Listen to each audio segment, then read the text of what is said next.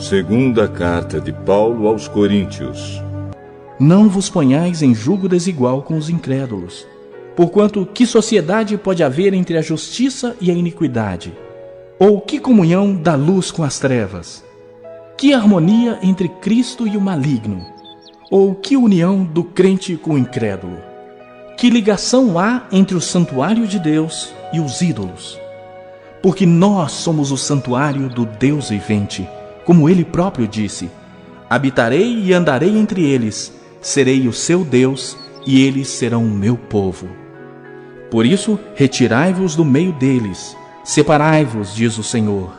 Não toqueis em coisas impuras, e eu vos receberei, serei vosso Pai, e vós sereis para mim filhos e filhas, diz o Senhor Todo-Poderoso. Capítulo 7.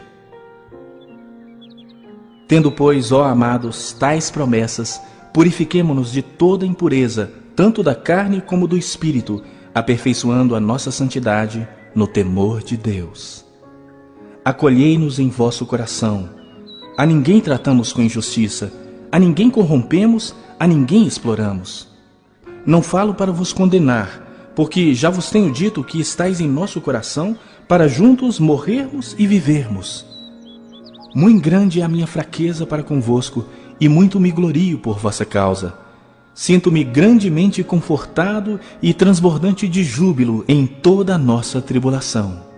Porque, chegando nós à Macedônia, nenhum alívio tivemos. Pelo contrário, em tudo fomos atribulados. Lutas por fora, terrores por dentro. Porém Deus, que conforta os abatidos, nos consolou com a chegada de Tito. E não somente com a sua chegada, mas também pelo conforto que recebeu de vós, referindo-nos à vossa saudade, o vosso pranto, o vosso zelo por mim, aumentando assim meu regozijo. Porquanto, ainda que vos tenha contristado com a carta, não me arrependo. Embora já me tenha arrependido, vejo que aquela carta vos contristou por breve tempo. Agora me alegro, não porque fostes contristados, mas para que fostes contristados para arrependimento. Pois fostes contristados segundo Deus, para que de nossa parte nenhum dano sofresseis. Porque a tristeza segundo Deus produz arrependimento para a salvação, que a ninguém traz pesar. Mas a tristeza do mundo produz morte. Porque quanto cuidado não produziu isto mesmo em vós, que segundo Deus fostes contristados. Que defesa, que indignação, que temor, que saudades, que zelo, que vindita. Em tudo destes prova de estardes inocentes neste assunto. Portanto, embora vos tenha escrito, não foi por causa do que fez o mal, nem por causa do que sofreu o agravo, mas para que a vossa solicitude a nosso favor fosse manifesta entre vós diante de Deus. Foi por isso que nos sentimos confortados, e acima desta nossa consolação, muito mais nos alegramos pelo contentamento de Tito, cujo espírito foi recriado por todos vós. Porque se em alguma coisa me gloriei de vós para com ele, não fiquei envergonhado.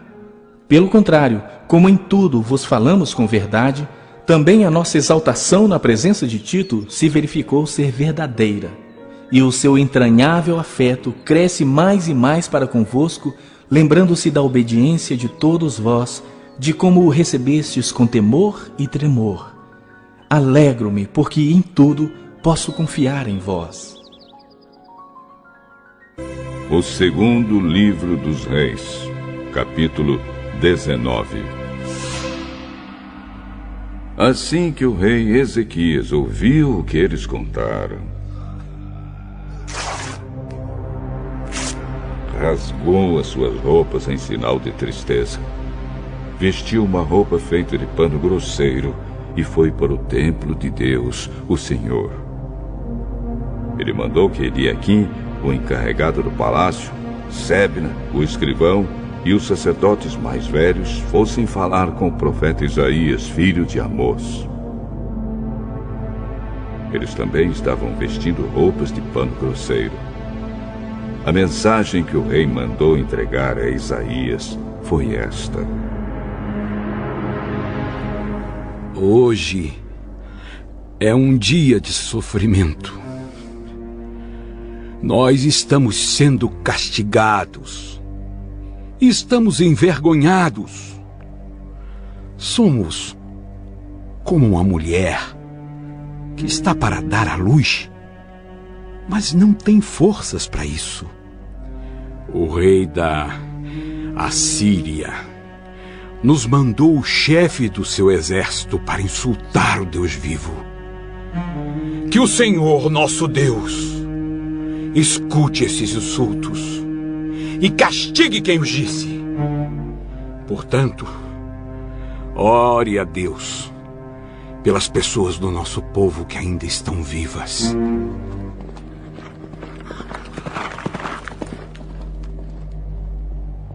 Os funcionários do rei Ezequias levaram a mensagem e Isaías mandou esta resposta. O Senhor Deus diz que o Senhor não deve deixar que os assírios o assustem, dizendo que Deus não pode salvá-lo. Deus vai fazer o rei assírio ouvir uma notícia que o fará voltar para a terra dele. E Deus vai fazer com que ele seja morto ali.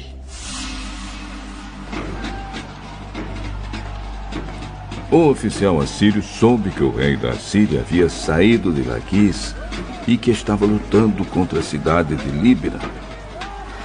Então foi até lá para falar com ele. Os assírios souberam que o exército dos egípcios, comandado pelo rei Tiraca, da Etiópia, vinha vindo para atacá-los. Quando o rei da Síria soube disso, mandou uma carta para o rei Ezequias de Judá. A carta dizia assim: O seu Deus, em quem você confia, lhe disse que Jerusalém não vai cair nas minhas mãos, mas não deixe que ele o engane. Você já ouviu falar daquilo que um rei assírio faz com qualquer país que ele resolve destruir? Por acaso você pensa que poderá escapar? Os meus antepassados destruíram as cidades de Gozã, Arã e Rezefe e mataram o povo de Éden que morava em Telassar, e nenhum dos seus deuses os pôde salvar. Onde estão os reis das cidades de Ramate, Arpade, Sefarvaim, Rena e Iva? O rei Ezequias recebeu a carta das mãos dos mensageiros e a leu. Então foi até o templo, pôs a carta ali, na presença de Deus, o Senhor, e orou assim: Ó Senhor, Deus de Israel, que estás sentado no teu trono, que fica acima dos querubins. Só tu és Deus e governas todos os reinos do mundo. Tu criastes o céu e a terra. Ó Senhor, olha para o que está acontecendo com a gente. Escuta todas as coisas que Senaqueribe está dizendo, a fim de insultar a ti, o Deus vivo. Todos nós sabemos, ó Senhor, que os reis da Síria destruíram muitas nações, arrasaram as suas terras e queimaram seus deuses, que não eram deuses de verdade, e sim imagens de madeira e de pedra, feitas por mãos humanas. Agora, ó Senhor, nosso Deus, salva-nos dos assírios, para que todas as nações do mundo fiquem sabendo que só tu, ó Senhor, és Deus.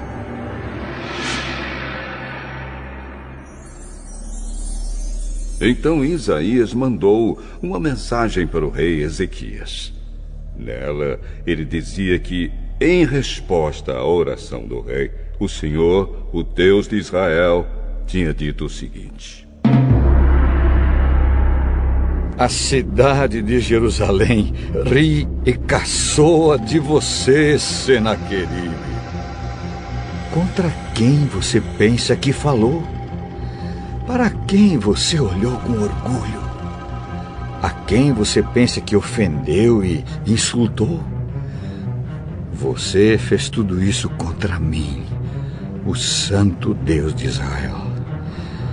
Você me mandou seus mensageiros para se gabarem de que com seus muitos carros de guerra você conquistou as mais altas montanhas do Líbano. Você se gabou de ter cortado os mais altos cedros e os melhores ciprestes e de ter chegado até os lugares mais distantes das lindas florestas. Você se gabou de ter cavado poços em terras estrangeiras e de ter bebido da água deles. Gabou-se também de que os pés dos seus soldados fizeram secar o rio Nilo. Por acaso, você não sabe que fui eu que planejei tudo isso há muito tempo e agora fiz tudo acontecer? Eu dei a você o poder de fazer cidades cercadas de muralhas virarem montões de entulho. Por isso, os seus moradores ficaram fracos e andavam cheios de medo e de vergonha. Eles ficaram como o capim do campo e a erva verde, e como a erva que cresce nos telhados quando o vento quente do leste sopra e os faz secar. Mas eu o conheço muito bem. Sei o que você faz e aonde vai. Sei que você me odeia. Eu soube do seu ódio e do seu orgulho. E agora vou pôr uma argola no seu nariz e um freio na sua boca. E farei você voltar pelo mesmo caminho por onde veio.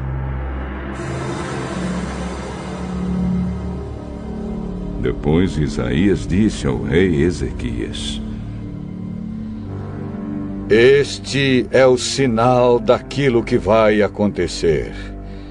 Neste ano e no ano que vem, vocês terão para comer somente aquilo que nascer por si mesmo, sem ser plantado.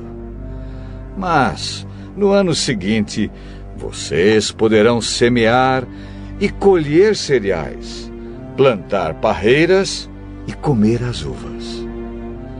As pessoas de Judá que não tiverem morrido vão florescer como plantas que firmam as suas raízes na terra e dão frutas. Pois ficará gente em Jerusalém e no Monte Sião, porque o Senhor Deus resolveu fazer com que isso aconteça. Portanto, o Senhor Deus diz o seguinte a respeito do rei da Síria: ele não entrará nessa cidade e não atirará uma só flecha contra ela. Nenhum soldado com escudo chegará perto da cidade, e não serão construídas rampas de ataque ao redor dela. O rei da Síria vai voltar pelo mesmo caminho por onde veio, sem ter entrado nesta cidade. Eu defenderei e protegerei esta cidade por causa da minha honra e por causa da promessa que fiz ao meu servo Davi.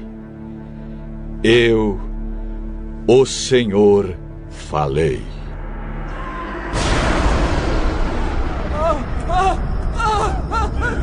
Naquela noite, o anjo do Senhor foi até o acampamento dos assírios e matou 185.000 soldados.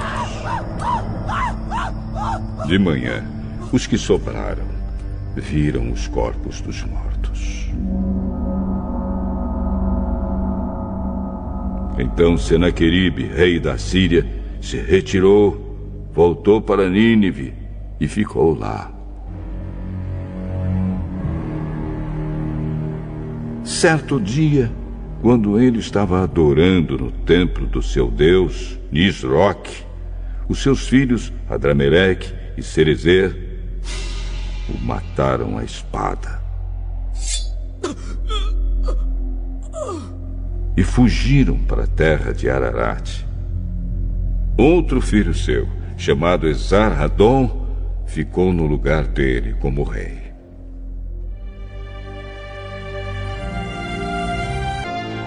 Naum, capítulo 1.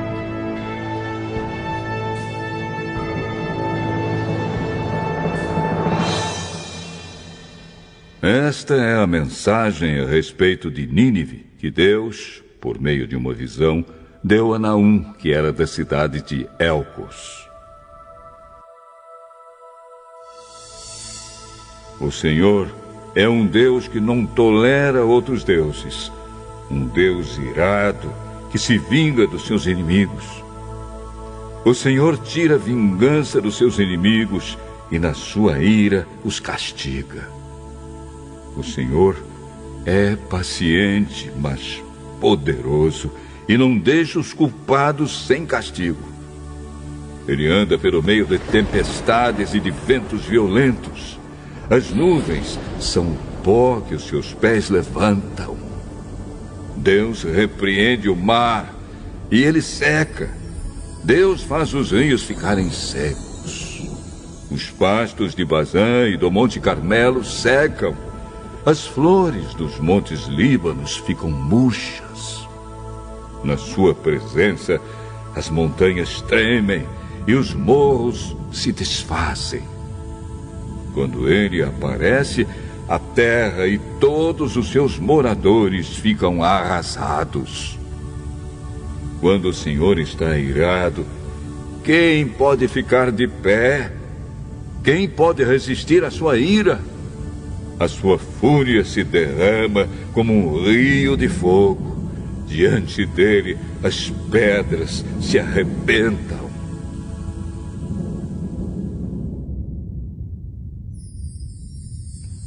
O Senhor Deus é bom. Em tempos difíceis, ele salva o seu povo e cuida dos que procuram a sua proteção. Como uma enchente, ele acaba com seus inimigos. Ele manda os seus adversários para o mundo dos mortos. O que é que vocês estão planejando contra o Senhor? Ele os destruirá completamente. Contra Deus ninguém se levanta duas vezes. Como uma moita de espinheiros, como a palha seca, vocês serão completamente destruídos.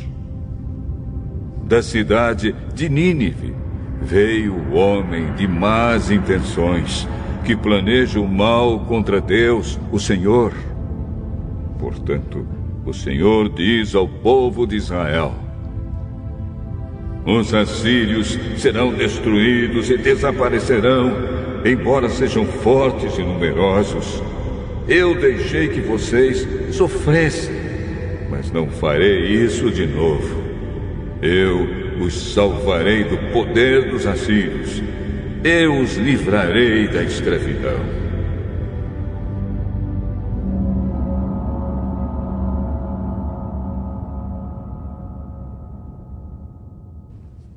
A respeito do rei da Assíria, o Senhor Deus diz o seguinte: ele não terá filhos, e assim o seu nome desaparecerá. Eu destruirei os ídolos e as imagens do templo do seu Deus. Vou sepultá-lo, pois ele não vale nada. Vejam, pelas montanhas vem um mensageiro que traz boas notícias, notícias de paz. Povo de Judá, faça as suas festas e ofereça a Deus aquilo que você prometeu. O país de vocês nunca mais será invadido por gente má. Eles foram completamente destruídos.